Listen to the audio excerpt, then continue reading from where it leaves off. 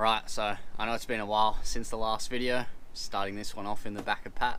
So between Sydney's weather, which has been shocking, me being sick and losing half the stuff that I'm about to show you in the post for 2 months, I'm finally making a video on doing the mods to Pat that I've wanted to do for a long time now, and I'll show you. So here's the goodies that I wasted all my money on. So start off just a generic alloy roof rack. I'll explain everything at the end when I put it on. 2.5 by 2.5 awning. I bit the bullet and bought a nice winch, so that's a Runvar 11 XP, and then also got some recovery points. So I've tried to lay everything out as neatly as I can. Knowing me, I'll probably still lose something, but now I just have to put that onto that and it'll be sweet. So I've gone ahead and put all the brackets on now, so it's all done.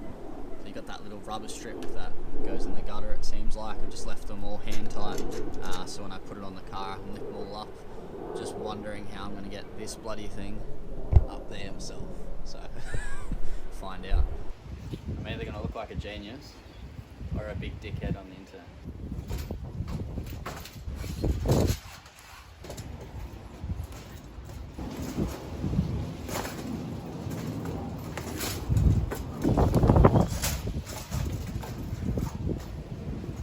So I've mounted the rack up here now. Bit of work, but got it done. So the next bit is going to be doing these brackets for the awning. So problem being is that I need to somehow attach this. So what I'm thinking is doing a quick Bunnings run, and I'm going to try and buy a U-bolt, because this is 32 mil. So I'm going to try and buy a U-bolt around that size and then have it come up or facing down over works, and I have a plate that joins the two ends of the U-bolt together. So then that'll secure this, and then I've flipped it down so it's not as tall, so I can fit into car parks, and that's where my awning will sit in line with there. Well, the roof rack didn't fall off on the 2-minute drive to Bunnings, so we've done something right. Looks okay. So I ended up putting 2 U-bolts here instead of 1 because I was just bending up a bit, but I'm not happy with this bar. It's too thin, so I think I'm just gonna have to go tomorrow and get I think I have a bit lying around, just some steel bar, just a plate there, and I'll cut it about that long, and then I'll just bolt it to that, a bit thicker than what comes in the packet with the U-bolts. But other than that, came up really nice. So I've done a bit of a 180 on the car so we can get to the front now. So this bar is a genuine Nissan steel winch bar. I'm going to have to move the number plate. I'm thinking of putting it just somewhere up here, and then that's where your winch will bolt into back there. And then in terms of the actual winch, I've went for a Runvar 11 XP. I'll explain everything at the end of the video.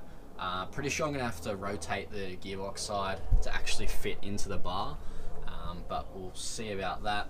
They gave you a couple different brackets. I think you can actually mount it like the control box on the winch, or what I'm going to do and just mount it on the bar for now. I know I said I wouldn't do this when I did it to my nav, but there's going to be another video I'm going to make in cab controls. So that's where the box is going to go for now.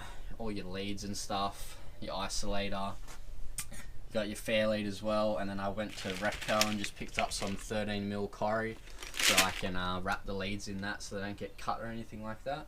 So I've gone ahead and taken the number plate off and just a couple bash plates there. So where the winch would mount, it's a little bit hard to see, but there's one hole there, so that'll be where your fair lead goes as well, and then the other one's just under here, and then same thing on the other side. So it's fairly obvious what the problem's going to be, is that if I'm bolting the winch this way to the bar where the holes are like that, your clutch is going to be at the back, so that's a bit useless.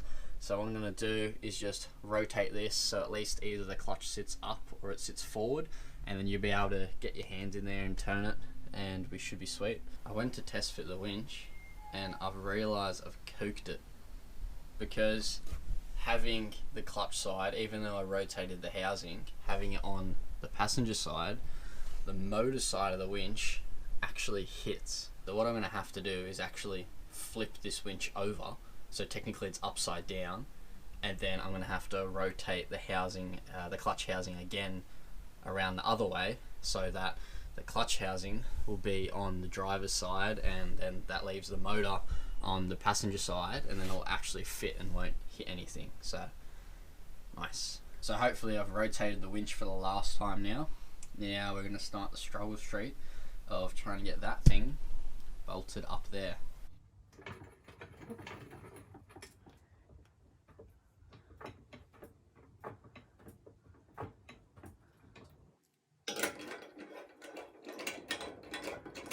Maybe these just aren't long enough, which seems fucking ridiculous. Just they don't seem long enough. I don't understand. So I'm a little bit stuck at this point, and not gonna lie, I've got the shits. So can't get a socket on that, but you can get a spanner, so I've got that one in. This one you can just get more of a spanner on, so I get that in, so that's okay. So them two are just holding the winch up for now. But with your washer and your crush washer, and then you put it through your fair lead and then into the hole, the bolt's not long enough, so you can't actually get it into the nut at the back there, and it just spins. So not a happy chappy at the moment. Gonna have to do another Bunnings run and get some longer bolts. I just think it's ridiculous how the bolts are that short to get into through the fair lead, through your bar, and then thread into the nut in the winch. Righto, winch is finally in. Used these bolts, if anybody's doing the same thing. 40 mils perfect, so that's long enough to get to those threads, which is nice, and I think it looks pretty good. I just wish it was a little bit quicker. They supplied longer bolts, but that's alright. Hopefully I've got the rope spooled in the right way as well. So now it's pretty straightforward, pretty self-explanatory. You're just matching your colours on your control box to your winch motor, and then I'm just going to throw on some Corrie as well and get stuck into the isolator switch after, which is just here. So I've also realised that having the control box up here is definitely not going to work. So the power wires, so this blue wire isn't going to reach the back of the spot on the winch up there. I know it's a bit hard to see. I'm definitely not going to extend that, and actually having the box here, it just sticks out too far and it looks like shit. So plan is, there's this bracket that they give you, and it's going to be a bit of a muck around because I've already mounted the winch up here, but what I'm going to try and do is mount the control box on top of the winch. I know it's not the best spot, but it's just temporary for now. So this bracket will go something like either like that or like this. I haven't decided yet, but I need to take the winch out, put this bracket on, mount the control box, put everything back up, and then all the wiring should run perfectly because it's right there, and then I'll just run the rest up and then to the battery, and then I'll mount the isolator somewhere around here. Right, so I've skipped ahead a bit. Winch is back in. That's the control box. Yes, it's in a terrible spot, but that's the only spot I could fit it. Ended up just cutting, it's a bit hard to see, but I cut the bracket in half. Just because of the way the winch is mounted, I can only bolt it to one point. The spot for your controller is back there and very inaccessible, but this is just temporary for now until I do in-cab controls. But yeah, I've mounted all that up. It was an absolute nightmare, but it's all done now. From the bottom, a bit hard to see, but I've done all the wiring up there, tucked it all up and just zip tied it. So everything's run. I took the grill out, everything's run through the grill at the back and then pops up here. I wanted to mount the isolator here, but as per usual, the cable supplied wasn't long enough. It seems to be the problem with this winch, so I had to mount the isolator here, and then this is the little cable they give you from the isolator to the battery, and then that's obviously your winch cable and your earth. So that's just your little key you've got, so it comes out, put it in, that locks in, so now you can't pull it out, so that's obviously off, and then if I click it one, that'll be on. So here's your little remote, and my cat's joined me, but if you hold this down it should flash like that, so now you know it's on. and then obviously just your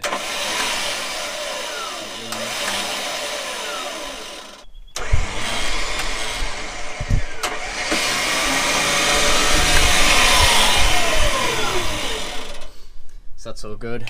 And then obviously you've got your little hook thingo on the end, and you put your shackle through there. It's definitely not as neat as I would have liked it, and kind of a bit disappointed, to be honest. I just don't like how it's run, but that's the best I could do with the length of cables that I got, especially with this isolator back here. Really would have preferred it in the front a bit more. Apart from that, everything's kind of in.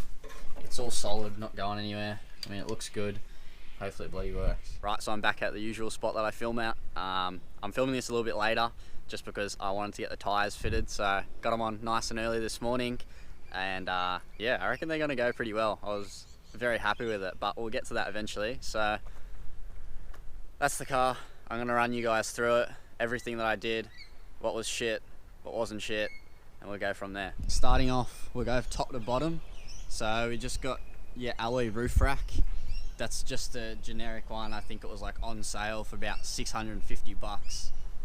Went on pretty good. Would recommend 2 people doing it though, so you don't struggle like me. But yeah, seems to be pretty solid up there. I'll just end up putting probably just max tracks and a swag up there, nothing really heavy. Beside that, we've got the awning. So that's just the drifter 2.5 by 2.5 awning. I got a sidewall for it as well, which will come down here, which is nice. Again, I bought that because it was on sale and it was cheap, and I didn't want to go Kings. So hopefully that's be a step up. I did fold it out and it seems pretty good. So with the roof rack, I wasn't really worried about weight or anything like that. Literally just going to be putting max tracks and a swag up there, so don't need to think about that for a rooftop tent or anything like that, because that's way out of my budget anyways. I literally just wanted a cheapest one, and I wanted one that's alloy because steel's way too heavy up top, and I just feel like it's going to be a bit tippy. So I think that brack maybe weighs like 22 kilos or something like that, so it's really maybe 25, so it's really not that bad. For the next part, we've got the winch. So that's a Runva 11 XP. Cost me about, I don't know, 950 bucks or something like that. It was an absolute pain to put in. Not so much the winch's fault, more this bar. So this is the standard Nissan winch bar. Yeah, so you gotta flip the winch upside down basically, then you gotta re-spool the rope the other way around, and then you have to rotate the clutch so you can fit your hands in here to actually turn it, otherwise it's facing the back. Ended up mounting the control box on the actual winch itself, not on the top like I wanted to. This was annoying. Reason being is that because I flipped the winch, the cables weren't long enough. And I'm just gonna say it now, from the start, for a $1,000 winch, you think they would give you longer cables. Even the cable from the isolator to the battery is just like, it limits your options of where you can actually put your isolator because the cable's so short. So I would say that was my only issue that I got the shits with a bit. But it is on there now, and I haven't tested it out, but hopefully it does work. You got your little hook thinger, you put your shackle in there. I conduited all the wires and everything like that, so I wasn't really happy with how I ran it through the engine bay. Kind of goes like up behind here. I've zip tied it all and then goes up to the battery. I explained before, I'm not really happy with how it was mounted, but I think it's just one of those things. Until I do in-cab controls, I think this will be fine for now, and plus you got your wireless remote, so shouldn't be too much of an issue. Also gone ahead and put those 2 recovery points in there, just your generic road safe ones. I thought it's better to have it than not to have it kind of thing. And the last thing is obviously the tyres. So I know I'm going to get asked a million questions about this. So this is a 285/75 R16. It is a Maxxis Razor MT772. If anybody actually knows what rims these are, please tell me, because I've tried to look up and I cannot find them for the life of me what they're called. I'm not a fan of them, but they are round, so that's good because we don't have money to waste on stupid stuff. And for not knowing what these wheels are, they actually sit pretty flush with the guards, which is, I think, perfect full drive fitment. Maybe I wouldn't mind them sticking out just a tiny bit more, but the sidewall pokes out a little bit, which is perfect, but still legal. Overall though, I'm pretty happy with how it turned out. In my opinion, I think these are pretty good mods to get yourself going. Definitely not the fanciest or the most expensive, but they do work. So I basically did the roof rack for your your camping thing, so you can put your whatever you want up there, your max tracks and your swag. Obviously a good set of tires is kind of necessary. I don't really believe in putting like off-brand tires or anything like that. If I'm gonna spend all this money on this car, I want actual tires that are good, because that's the only thing that contacts the road, and also when you're off-road, the terrain as well. So I did spend quite a bit on that, but I think that's important. So your awning as well, that's another bit of a camping one. That's always just good to have, so you can put your swag under it. If you know it starts raining or something like that, you don't get wet, you get a bit of shade at the beach. And then obviously your winch and your recovery points. I did that mainly because I do go out by myself a lot, and I wasn't really comfortable doing any tracks, definitely without the winch. So now I've got that in there, it makes me a lot more comfortable to go out, and I know that I can actually recover myself and not get stuck, because that would be pretty terrible. I think that's most of the mods done that I've wanted to do. Not that I have any money to spend on any other mods. Probably next time I will do some just like preventative stuff for the engine. Apart from that, maybe like a steering damper, because they're always good to have, and adjustable tie rod. That's what I got recommended at the tyre shop, so I might try and give that a go. All in all, hope you enjoyed the video. I know it was a bit all over the place and it's been filmed over multiple weeks, but I had fun doing it, and I'll see you guys in the next one. Cheers.